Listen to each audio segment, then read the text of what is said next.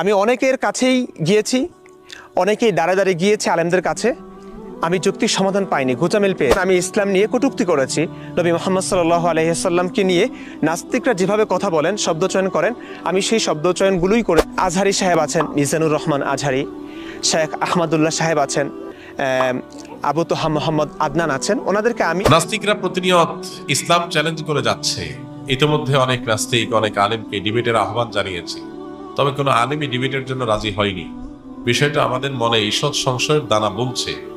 আমি আপনাকে অনুরোধ করছি, আপনি এবার এদের সাথে বসুন এবং তাদের যুক্তিগুলো খণ্ডন করুন। প্রথম কথা হলো, আল্লাহ রাব্বুল আলামিন বান্দার জন্য সবচেয়ে বড় নেয়ামত রেখেছেন হেদায়েত, সঠিক পথের উপরে থাকা। এটা এত বড় নেয়ামত, প্রত্যেক নামাজের প্রত্যেক রাকাতে শত শত হাজার হাজার দোয়া কোরআন হাদিসে আছে। এর মধ্যে একটা দোয়া আল্লাহ তাআলা আমাদের প্রত্যেক রাকাতে রাকাতে করতে বলেছেন, সেটা হলো হেদায়েতের দোয়া। ইহদিনাস সিরাতাল মুস্তাকিম, আল্লাহ আমি যেন সঠিক পথে থাকতে পারি। এত ঝড়, এত জলোচ্ছ্বাস, এত তুফান, এত আক্রমণ, এত বাধা, এত তুফানের মধ্যে নিজের ইমানটাকে সেভ করে ধরে রাখা, এটা বড় কঠিন কাজ। আল্লাহ এই জন্য ইহদিনাস সিরাতাল মুস্তাকিম, আল্লাহ সঠিক পথে আপনি আমাকে রাখেন, আমি যেন বিচ্যুত হয়ে না যাই। এই দোয়াটা চোখের পানি ফেলে বেশি বেশি করে কাঁদবেন এবং বলবেন। এই যে বললেন, অনেক আলেমকে ডিবেটের জন্য আহ্বান করছে। সিরিপুরের ট্যাবলেট বিক্রি করা দেখছেন কখনো? দেখছেন? সিরিপুরের ট্যাবলেট যারা বিক্রি করতো, এখন এগুলো নাই। আমরা আমাদের শৈশবে দেখছি বাস স্ট্যান্ডে, ফেরিঘাটে এখনো ওই টাইপের কিছু কিছু জিনিস আছে।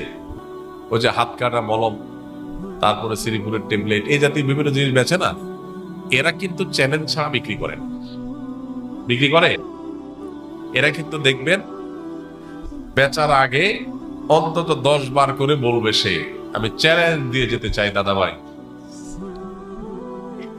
100% গ্যারান্টি, বিফলে মূল্য ফেরত।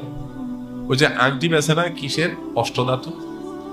অষ্টধাতুর আংটির ওখানে অটো প্লে হতে থাকে না, ওই যে টেপ চালা রাখে, ওখানে কি বলে, দাদা ভাই আপনি একটা আংটি কিনে সাথে ভাউচার নিয়ে যাবেন, আপনার কাজ না হলে 100% মূল্য ফেরত। এত বড় বড় ডাক্তার চেম্বার খুলে বসে আছে, এত বড় ডিসপেন্সারি আছে, কোন ডাক্তার আজ পর্যন্ত দেখবেন না বলতেছে যে ভাই 100% গ্যারান্টি। প্রেসক্রিপশনের নিচে আছে যে ভাই সর্দি লাগছে আপনার, এই মেডিসিন নেবেন, 100% গ্যারান্টি। বলতে পারবে কোন ডাক্তার? বলে না।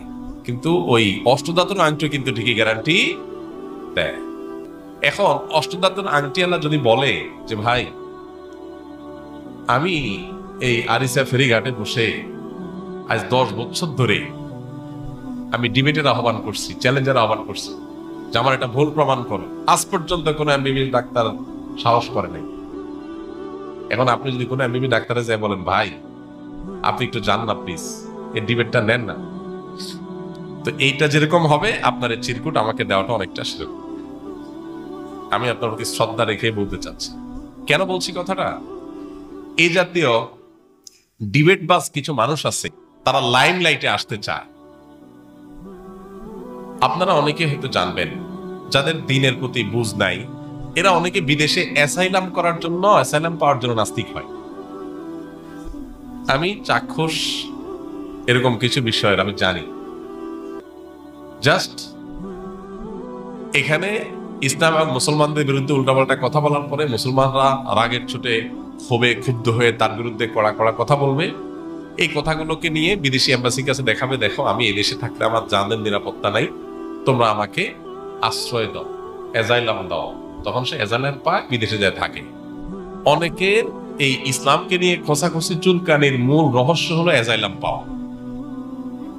আবার অনেকে, সবাই যেরকম সেটা বলছি না আমি, অনেকে বিশ্বাসগত ভাবে সে এই পথে গেছে।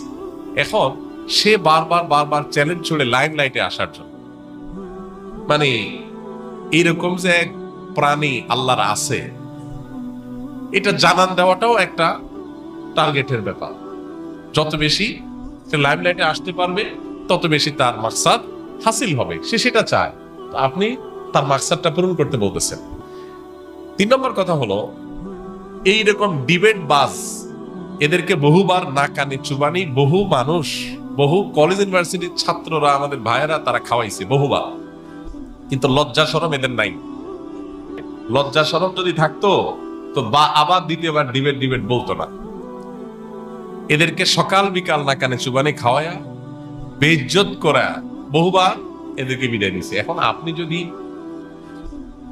কুস্তাকুস্তির পর কুপকাত হয়ে, চিত হয়ে, পটাং হয়ে মাটিতে শুয়ে রইছেন, আপনার বুকের উপরে বৈশা যদি আপনার কলার ধরে বসে রাখে, আর আপনি যদি তখনও বলেন যে জানো এই রোদের মধ্যে তোমার শরীর করতেছে, আমি কিভাবে সেফ রাখছি নিজেকে, দেখছো?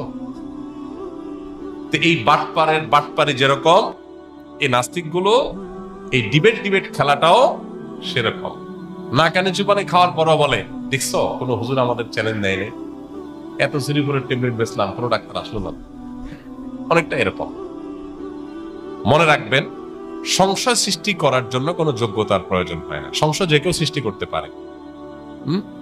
আপনার অস্তিত্ব নিয়ে আপনার মধ্যে সংশয় সৃষ্টি করে দেওয়া সম্ভব। এটার জন্য আল্লাহ তাআলা আমাদেরকে দোয়া শিখাইছেন, আল্লাযী ইউওয়াসওয়িসু ফী সুদুরিন নাস মিনাল জিন্নাতি। যারা মানুষের মনের মধ্যে কুমন্ত্রণা সৃষ্টি করে, আল্লাহ পানা চাই তাদের কাছ থেকে। তারা শয়তান, জিন শয়তান যেমন হয়, আবার এরকম মানুষ টাইপেরও। ইন্টারেস্টিং বিষয় যে কোরআনে এত বিশাল বড় মহাগ্রন্থ, এত আলাপ আল্লাহ করলেন, ফিনিশিং এটা দিয়ে কেন করলেন? কোরআন শেষ হলো এটা দিয়ে, শেষ সূরার শেষ আয়াত, আল্লাযী ইউওয়াসওয়িসু ফী সুদুরিন নাস মিনাল জিন্নাতি ওয়ান নাস।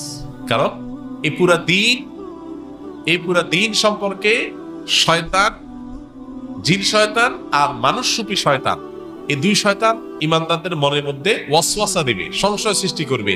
এই জন্য আল্লাহর কাছে পানা চেয়ে নিতে হয়। আল্লাহর কাছে যখন আপনি দরখাস্ত করবেন পানা চাওয়ার জন্য, ইনশাআল্লাহ আল্লাহ তাআলা আপনাকে সেভ করবেন। এই জন্য ভাই, এই ডিবেট খেলা, এগুলো অনেক সরল মনা মানুষকে বিভ্রান্ত করে। তারা মনে করে তাই তো, কেউ তো ডিবেট নিল না, তো আসলে কি ডিবেট নিবে?